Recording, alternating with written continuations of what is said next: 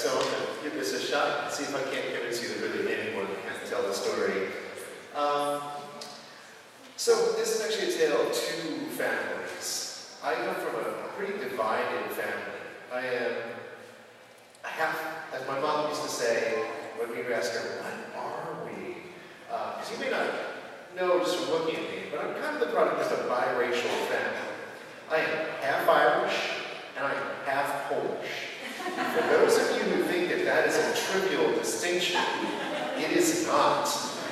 Add to that the fact that my grandparents were both immigrants, so any divisions between these two groups were amplified by the fact that, my Bacha and Jaja didn't speak English in front of us.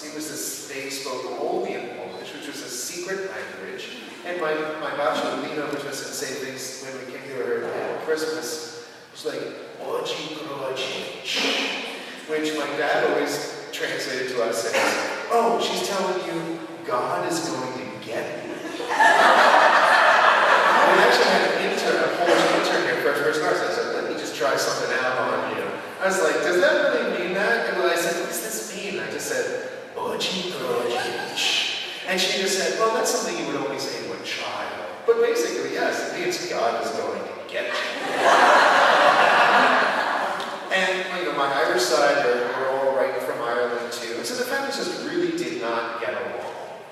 Add to this the fact that my dad comes from a line of he has 7 brothers and sisters. They all have 7 children, and as the lines are going down, they all have 7 children, and my mom is an only child.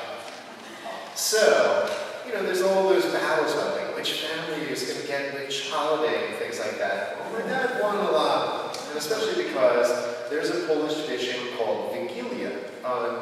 It's the vigil feast of the birth of Christ. It's a vegetarian feast where people make potato pierogi and mushroom soups, and it's a big family thing, and of course with 100 people on his side, my dad always won this battle, so we would always go over, people would sing songs in languages we didn't speak, we would go to midnight mass in the language we did not speak, because it's Fort Richmond, we could still sing, go to mass in Polish. So it was a kind of bewildering but enthralling experience for me all through my childhood.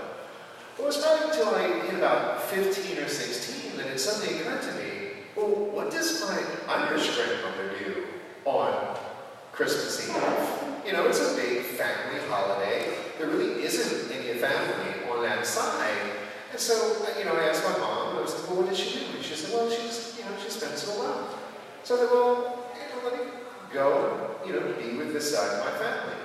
So my grandmother would always, sit in her kitchen, she was a quiet woman, and she would just have her secret cigarette after dinner, and a drink, and then when she finished her one drink, she'd just raise her glass at you, and you'd be like, oh, you want another drink? And she'd always say, how am I going to fly on only one wing? There's another story about that one, but in this case, it's always after that second glass that you got the stories. And so I talked to her about, how come you don't do anything for Christmas Eve? And she said, well, when I grew up, her brothers and sisters, there were 2 distinct sides of her family. Because her father had come over from Ireland with the family and a wife. The wife got tuberculosis, so he had to hire a live-in maid to help out and kind of help her on what ended up being her deathbed. Well, tuberculosis being what it was, she wasn't long for the world. Before she departed, he started a relationship with the maid, and that is my great-grandmother. Needless to say, there is some tension there, too, between those 2 sets of kids. But the youngest of the older set of kids, most of the older 2 were very cool to the younger kids. But the younger boy was always very kind. And so because there's a big age disparity, and because this is like the only one of these kids that showed her any kindness, my grandmother kind of had a puppy love crush on her younger brother. So Christmas Eve comes, my great-grandfather is off probably with another family, which is another story. And my great-grandmother grandmother's asleep, and my grandmother has laid out a huge Christmas surprise for her favorite brother, who she's totally in love with. She's bought saved up her candy money or whatever, and has bought all these little gifts for him, has laid candles leading up to his bedroom, when the phone rings. And he was working late, and he was then going to an office party afterwards. And she knew this. But the phone call wasn't from him saying he was going to be late. The phone call was from the police.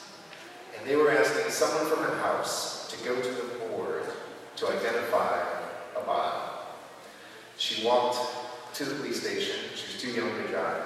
And she tells the story, when she got there, she realized she had put her shoes on the wrong feet. Her feet were killing her. And I guess somebody realized that they had talked to a kid, and it called another family member. So by the time she got down there, another aunt and uncle of hers were there, and they actually identified the body. What had happened was he had gotten drunk. It's not a funny death story, but it's a horrible way to die. He had gotten drunk at this office party, and he was waiting on the L to go home, and he just felt like he was going to be sick, and he was actually vomiting into the L tracks when the L came, flipped him in, just ran over him. So she told me this story, and she cried, sorry. And I'm not, I always cry kind of terrible when I think about it, when I talk about it, because, here it is, it must have been 50, 60 years since this had happened. And every year on Christmas Eve, she would sit there and just think about this brother that she had loved and lost so young and so tragically. And so from that year on, I learned how to make pierogi from my babcia